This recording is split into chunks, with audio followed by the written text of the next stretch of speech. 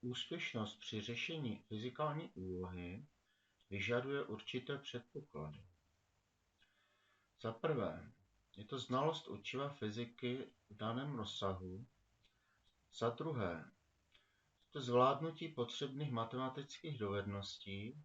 A za třetí, musíme si osvojit určitou strategii a použít vhodné pracovní postupy.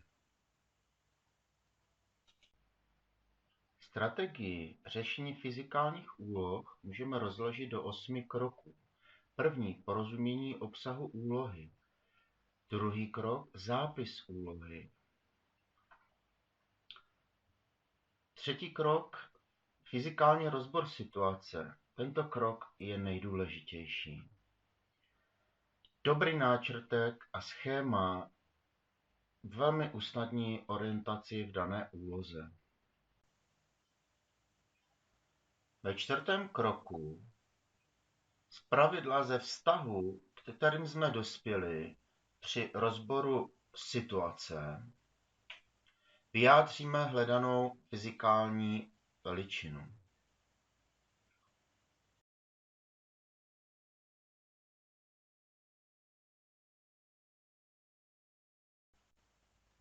Dříve než dosadíme konkrétní hodnoty, určíme jednotku výsledku.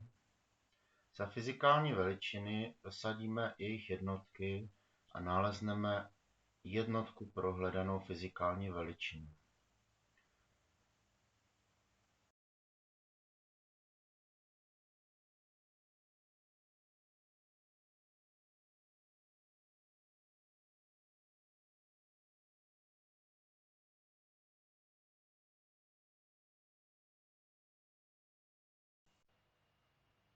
V dalším kroku dosadíme číselné hodnoty daných fyzikálních veličin a vypočítáme hodnotu hledané fyzikální veličiny.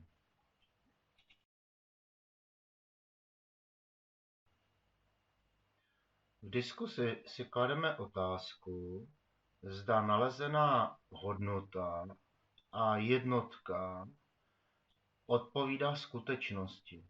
Zda je tedy výsledek hodnověrný.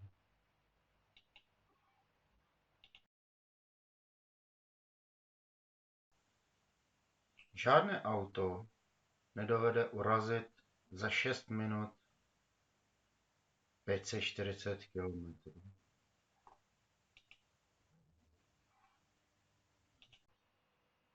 Pomocí diskuze jsme si uvědomili, že výsledek je nesmyslný.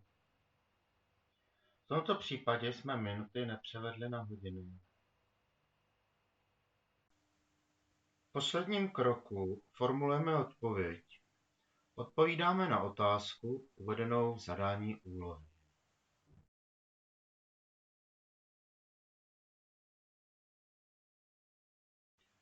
Uvedená strategie řešení fyzikální úlohy obsahuje 8 kroků. Pojďme se podívat, jak může vypadat řešení fyzikální úlohy podle uvedené strategie.